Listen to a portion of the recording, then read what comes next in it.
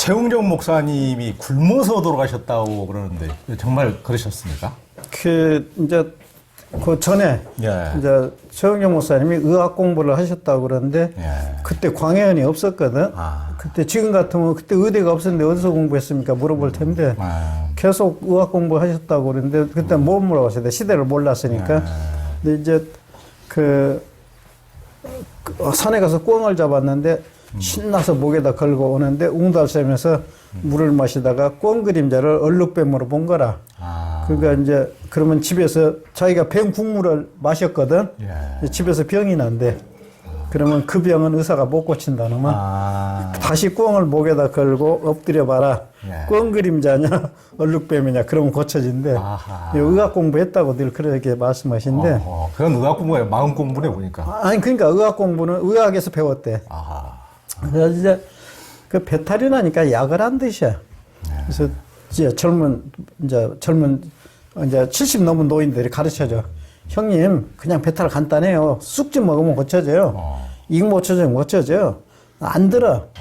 왜 그렇게 고집이 세요? 목사니까 고집이 세요. 출시니까 고집이 세요.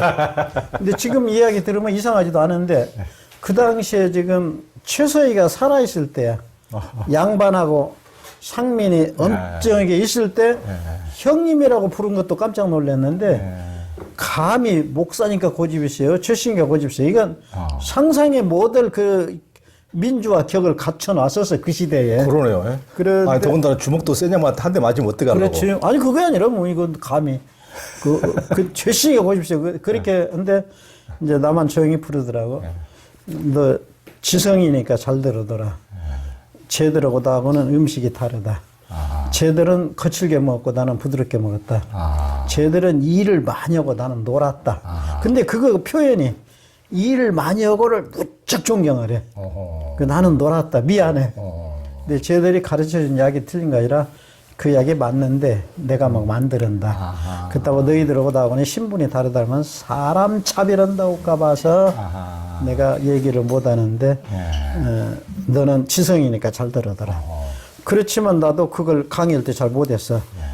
너 지성이니까 잘 들으더라. 그러면 안지성인들이 저 자식 되게 건방지네. 그럴까 봐서 나도 번역을 했어. 너 어리니까 잘 들으더라. 근데 사실은 지성이니까 잘 들으더라. 그랬거든. 배탈이니까 약을 한 듯이 인더라고. 근데 이제 내 약은 따로 있다. 그러면 같은 음식을 같은 식당에서 밥을 먹어도 일 많이 한 사람하고 노는 사람하고 또 거칠게 먹은 사람, 부드럽게 먹은 사람하고 병명이 틀리고 치료법이 틀리다 이거냐. 그러면 우리나라 의술이 전부 유럽에서 연구해서 미국 거쳐왔는데 서양 사람 병은 서희보감이 고쳐야 돼. 그 동양 사람 병은 허준이 미국 가면 병 못 고쳐. 허준이 미국 가면 미국 사람 버터 먹고 빵 먹고 치즈 먹고 연구 안 해봤거든. 허준이 병이 나면 허준은 동의보감으로 고쳐야 돼. 그러면 이제 우리가 음식이 반 이상 서구화됐거든. 이제 동의보감도 못 고치고 서의보감도 못 고쳐요. 그래서 이제 뭐가 나와야 되냐? 중의보감이 나와야 돼. 그래서 내가 금년에 중의보감을 내년에 쓰려고 그랬는데 올해 쓰라고 하니까 올해 쓰려고 그래. 그러면 이제 배탈이 나니까 약을 하는데 굶은 게 제일 좋다 이거야. 그래가지고 이제 의사기 때문에 배탈이 나니까 내가 이 병을 못 고치고 죽는다는 걸 아셨어. 그래서 딱 굶은 거라. 많이 드셨으면 한 일주일 사시다 돌아가셨겠지. 근데 그때부터 굶기 시작한 거라. 그렇게 해서 이제. 물만 드시고요? 물 마신 것만. 거의 이제 100일간을 이제 굶으셨는데, 그 당시에 60일이 넘으니까 막 신문에 나. 오늘은 60일 넘으니까. 60일 넘으니까. 단식하셨다고? 최웅정 목사 단식 60일째. 또 다른 신문에서 63일째. 방송국에서 또 65일째 막 계속 돌아가실 때까지. 이쪽 신문 막 나는데 그래가지고 돌아가셨는데 그분이 내가 판단하기로는 그냥 이거저거 약을 드셨으면 며칠 못 사셨어. 굶었기 때문에 100일을 사신 거거든. 그래서 한 가지는 본인이 판단했는데 그런 원칙은 자살이거든. 아무도 자살이라고 표현한 언론이 없어요. 본인도 그러고 옆에 가족도 그러고 이제 모든 언론에서 자살이란 표현 안 해. 그래서 이제 첫째 그거고 두 번째는 옛날에 혈식군자라는 거 있어요. 피혈자 먹을 식자 자기 피를 100일간 먹고 죽은 거에 제일 행복한 죽음이래. 그 이제 노인이 아까 90 넘도록 사시다가 임종이 가까우면은 입맛이 떨어져. 그러면 자기에 있는 영양분을 충분히 소비하는데 100일 걸린대. 그게 혈식군자고. 그래가지고 딱 자기 피를 다 마시고 다 먹고 고통 없이 고스란히 가신 것이 그 오복 중에 하나가 아까 이제 수북이 다남 그다음에 고종명 그렇게 해야 고종명이라는 거죠. 근데 그 최웅정 목사님은 그 고종명을 하신 분인 거지. 그렇군요. 그러니까 이제 종교인들 가운데서 그런 분들이 꽤 있거든요. 더군다나 한국에서 예전에 뭐 그 간디의 수제자인 비노바밥에 저도 이제 그 아시람도 가서 좀 지내보고 했는데 비노바밥에도 한 80여일 그렇게 이제 단식하시면서 이제 돌아가시긴 하셨는데 저희 이제 뭐 다른 종교에도 그런 분들이 많고 물교에도 그런 분들이 많고 이제 스님들 가운데서 그런 분들이 있는데 최근에 이제 우리 동강원 출신이니까 백제 동강원의 박공순 원장님이 또 이제 그렇게 또 돌아가셨더만요. 뭔가 이제 못 잡순 것도 있고. 그러니까 이제 그럴 때 그 전에 내가 이제 강원도에서 노인 한 분을 내가 한 달간 이제 수발에다 임종을 하셨는데 뭘 드시면은 3일간 고생을 하셔. 근데 나 같으면 안 드셨으면 좋겠어. 그럼 고생 안 해. 그러니까 지금 나 소화시킬 능력 없으니까 들어오지 마라 그 말이거든. 그걸 억지로 죽이라도 한 공기 드시면 한 3일은 그냥 막 헤매고 고생을 하셔. 그래서 아 그게 아니구나. 그러니까 괜히 굶어 죽은 건 자살은 그건 죄고 음식이 들어온 걸 거부하는데 왜 먹냐 이거지. 그래서 그분들을 자살이라고 하지는 않아요. 그래서 말년에 나도 터득을 했어요. 그러니까 통증이 없더라고. 딱 그때는 굶으면은. 그래서 이제 제일 행복한 거는 아까 저 최영국 할배 같이 주무시다가 가시면 제일 좋고. 그다음에 도저히 내가 고통을 할 바에는 굶어온 고통은 없으니까 임종 전에 고통 없이 간 건 잘 터득했어요. 아니 굶으면 배고프잖아요. 아니 그때는 안 고프지. 그때는. 그럼 들어오지 말한 거거든. 나 이제 이 세상 그 하나씩 보내면 편하거든. 처음에 귤을 먼저 보내고 시력을 보내고 그다음 이빨을 먼저 보내고 나중에 이제 입맛을 보내고 그 나중에 코만 가면 되거든. 그러니까 한 가지씩 보내면 편한데 한 번에 가려니까 힘이 들지. 그러니까 제가 이제 그 박공순 원장님을 뭐 2000대 초반쯤에 이제 인터뷰해가지고 이제 한번 이제 신문에 낸 적이 있고 그런데 어느 이제 사진 작가가 아주 굉장히 그런 훌륭한 작가가 그 기사를 보고 그 뒤부터 이제 백제 동강원을 출입을 했는 모양이에요. 그래서 이제 백제 동강원이 뭐 제가 갈 때도 그랬지만은 요즘 세상에 뭐 그냥 옛날 방식대로 사시잖아요. 그냥 저도 뭐 간지 뭐 얼마 안 됐는데 20년 전에도 홀태로 홀태로 나락을 훑고 그러게 하여튼 민속촌에도 그런 데는 없을 거예요. 용인 민속촌에도 하여튼 그렇게 사실더라고요. 그러니까 이제 그런 것을 사진으로 찍으시던 이제 사진 작가가 이제 그 박공순 원장님이 곡기를 끊으시고 이렇게 이제 돌아가시기까지 그런 장면도 며칠에 한 번씩 가가지고 사진을 쭉 찍었던 모양이에요. 그래가지고 이제 돌아가시기 이제 쭉 한 달 넘게 이제 쭉 그 찍다가 이제 며칠 만에 한 번씩 가가지고 돌아가시기 한 2, 3일 전에는 이제 안 오셔도 될 것 같다고 그러면서 빠이빠 하는 장면을 사진을 찍어서 이제 내는데 아주 얼굴이 너무나 곱고 평안하고 그분이 참 청소하시기도 하시지만은 참 그렇게 웃는 얼굴로 이제 빠이빠이 하는 장면을 이렇게 찍었다. 그래서 이제 제가 이제 그 사진을 보고 이제 박공순 원장님은 평소에 제가 잘 아시니까 이제 그래서 그걸 이제 기사로도 안 쓰고 이제 페이스북이라고 요즘에 이제 인터넷에 있잖아요. 그것을 점심 먹으러 가는 길에 이제 이렇게 쭉 그런 내용을 올렸거든요. 그랬더니 이제 저도 페이스북 그 팔로워들이 많은데 제가 지금까지 올린 페이스북 글 중에서 최고로 많은 사람이 그걸 보고 퍼날리고 막 그 전국이 막 난리가 난 거예요. 그러니까 왜 그러는가 했더니 사람들이 그렇게 죽는 걱정이 다 모든 사람들이 죽는 걱정이 그렇게 많더라고. 야, 어떻게 죽을 것인지 걱정이 많은데 야, 저렇게 죽으면 되겠구나. 사람들이 이제 그것에 감동을 받은 거예요. 그 박공선 원장이 마지막 가시는 모습을 보고 야, 죽을 때 웃으면서 빠이빠이 이렇게 하고 가고 싶다는 사람들에게 그 열망이 읽혀졌거든요. 그래서 야, 그 박공선 원장님도 우리 동강원에서 같이 예전에 같이 사셨죠? 사셨죠. 참, 참 그렇게 그 아름답게 이렇게 마무리를 이렇게 하시고 또 뭐 우리 또 이연필 선생님도 돌아가실 때 그렇게 폐병 걸려서 돌아가시면서 돌아가실 때 그렇게 막 뭐 이렇게 이제 좋아 죽겠다. 나 좋아서 못 살겠네. 좋아, 오메, 나 못 살겠네. 이렇게 하고 돌아가신다고 그러니까. 못 사는 게 아니라, 아니, 아유, 기뻐. 아유, 기뻐. 아유, 기뻐. 이 기쁨을 어떻게 표현할까? 아유, 기뻐. 내가 새벽 2시에 간다고 시간까지 말씀하시고. 2시에 가셨는데. 그분도 그 백제 계명산 거기서 동강원에서 그 아까 이공순 원장님 돌아가셨는데 거기서 가셨잖아요. 박공순. 박공순 원장님. 그리고 이제 그 아현교회 김현복 목사님에 대해서도 목사님께서 종종 많이 언급하셨는데 그분 직접 뵈신 적 있으신가요? 그건 못 뵀어요. 그 뵈시지는 못하셨고. 그러니까 내가 동강원 있을 때 가시기는 가셨는데 그분이 그 이연필 선생이 아현교회를 다니셨어요. 그러셨구만요. 동강원에서는 좀 자존심이 있을런지 모르는데 아현교회하고 그 복장도 똑같고 이제 검은 치마 입고 흰 저고리 입고 이제 머리 하고 그다음에 남자들 머리 깎고 한복 입고 그거가 그다음에 거기하고 똑같은 것이 강대상 없고 십자가 없고 종 없고 그거가 아현교회가 그랬거든. 근데 이연필 선생님이 그분 영향을 받았어요. 그랬겠구나. 그런데 이제 십자가 종 강대상 없는 거가 아현교회. 그분은 이제 도시니까 시골에서 이제 막 올라오면은 교회가 그냥 전부 기숙사라. 따박따박따박 막 져가지고 무조건 그냥 올라오면 거기서 숙식을 할 수 있어.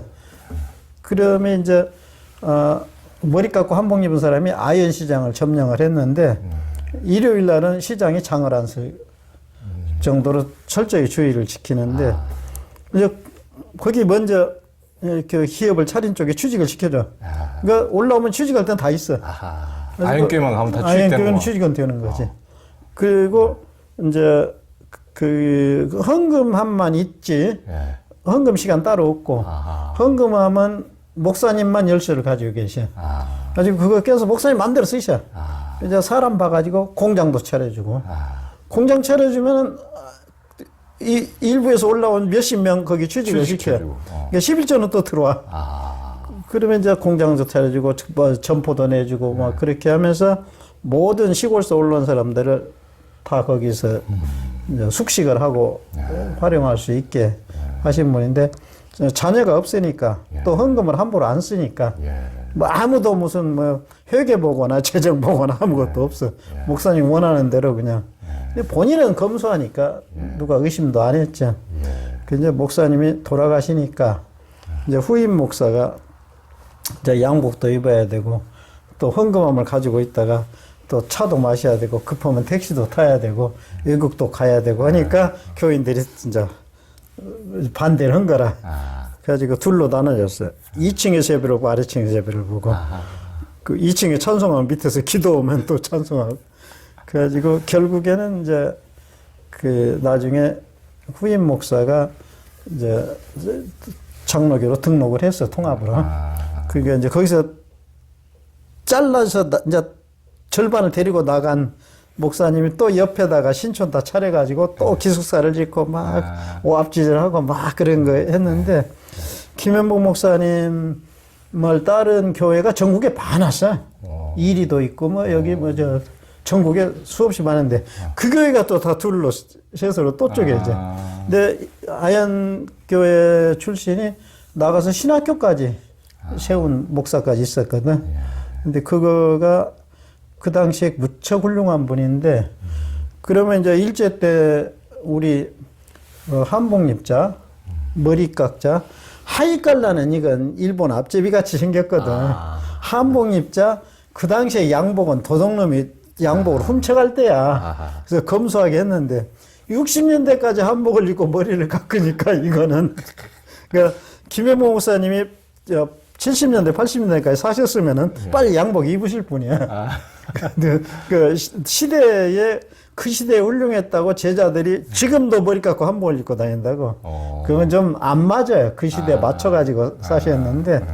근데 그 동강원하고 공통점이 많아요. 예, 그렇구만요. 그러니까 저도 이제 물론 동강원의 출신들 뭐 이엠필 뭐 다른 분들도 제가 울림이라는 책에 이제 기독교 숨은 영성가들 쓰면서 이제 김용복 목사님도 그 언급을 하고 거기서 이제 그때도 그 영향 받으신 분 또 제자분들 만나서 제가 녹취도 하고 하면서 이제 그 책을 썼었는데 기사도 쓰고 굉장히 김용복 목사님이 인상적이시더라고요. 그 또 재밌는 얘기가 그분 결혼하신 그 저기 간호 그 세브란스 그 전에 박천선 사모님하고 이제 결혼하신 얘기가 또 재밌더만요 보니까. 예? 그때는 그 선볼 때 그 이제 항상 그 자기보다 더 안 예쁜 여자를 또 데리고 간다면서요. 여자들이 자기를 택해주게 하기 위해서, 택하게 하기 위해서. 그런데 그 이제 김용복 목사님하고 선보러 간 사람이 이제 곰보를 데리고 왔는데 김용복 목사님이 잘생긴 여자를 원래 자기 부인감을 제껴버리고 그 곰보를 택하면서 당신이 시집 갈 수 있으니까 됐고 나는 여자 데리고 살겠어 이렇게 해가지고 이제 결혼을 했다고. 그러면서 그분하고 그 박찬선 세브란스 의장 간호사하고 하여튼 훌륭한 분 중에 한 분으로. 예.